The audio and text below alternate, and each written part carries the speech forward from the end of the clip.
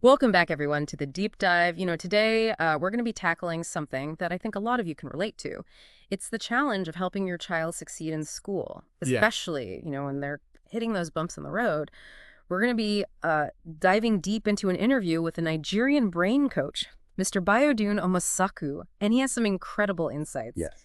And it's all based on his real-life experiences helping students, including his own son. Yeah. What's so interesting about Mr. Omosaku's approach is that it's not just theoretical. It comes from his own personal journey of actually guiding his son from struggling in class to Yeah. excelling. Right, and that's actually where we're going to start. He shares this amazing story about his son, Emmanuel, who went from being at the bottom of his class to the top within a year. It wasn't a miracle or anything. It was the result of, specific strategies that they used together. And if Emmanuel could make that kind of transformation, it really makes you think about the potential waiting to be unlocked in every child. Absolutely. Absolutely. And sometimes we as parents, even with the best intentions, we can unintentionally become roadblocks Hmm. to our children's success. Oh, wow. Yeah. Mr. Omosaku calls this the degeniusing parent. Have Hmm. you ever caught yourself saying things like, oh, math was never my strong suit, or we're just not a musical family? These, seemingly harmless comments, they can actually plant seeds of doubt in our children's minds, leading them to believe that they're, limited by some predetermined family trait. It's so subtle, isn't it? We might think we're just being relatable or sharing a bit about ourselves, but those messages can really stick with kids. He gave a powerful example, Mr. Omasaku, of a young girl Mm, who believed she was terrible at math because her mother had always said math was a weakness in their family. That's a stark reminder that we need to be mindful of the language we use around our children it is. and choose words that empower them instead. What's so fascinating is how this ties into how our brains actually work. Right. Our brains are constantly creating neural pathways. And the more we repeat a thought or behavior, the stronger those pathways become.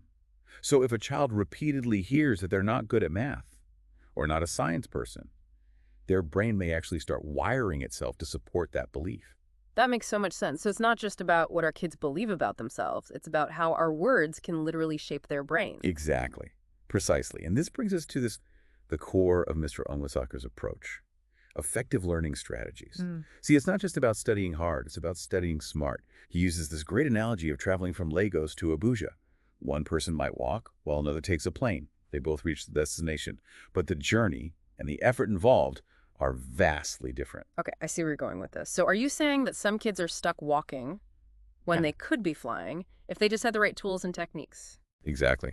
And Mr. Omasaku emphasizes that many students don't even realize there's the plane available. They're slogging away, feeling frustrated, when there are strategies that could make learning so much more efficient and enjoyable.